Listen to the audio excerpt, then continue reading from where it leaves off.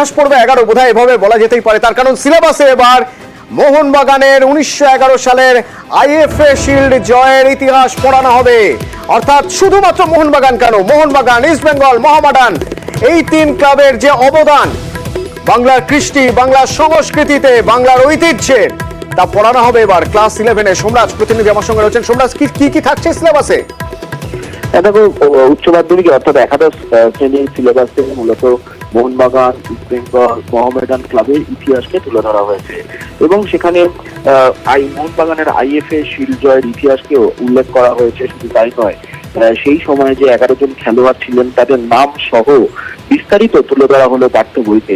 এই প্রথম কোনো পাঠ্য বইতে বা পাঠ্যক্রমে মোহনবাগান, ইস্ট বেঙ্গল ও মোহামেডান ক্লাবের ইতিহাসকে তুলে ধরা হলো, যা দেশের মধ্যে নজির। তার কারণ সিবিএসই বা আইসিএসসি মতো বোর্ডগুলিও কোনোদিন মোহনবাগান, ইস্ট বেঙ্গল বা মোহামেডান ক্লাবের ইতিহাসকে তুলে ধরেনি পাঠ্যক্রমে।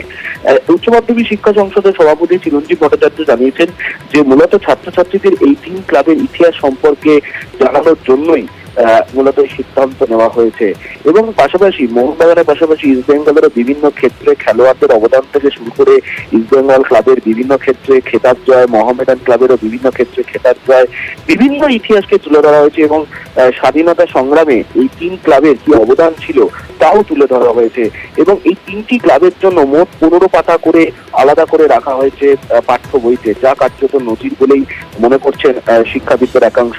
ফলত সব মিলিয়ে 3 ক্লাবের ইতিহাসকে যেমন তুলে ধরা হয়েছে, তেমনি Mohun Bagan club, east Bengal club, Mohammedan ক্লাবের সঙ্গে যুক্ত একাধিক খেলোয়াড়দের কথাও তুলে ধরা হয়েছে সিলেবাসে।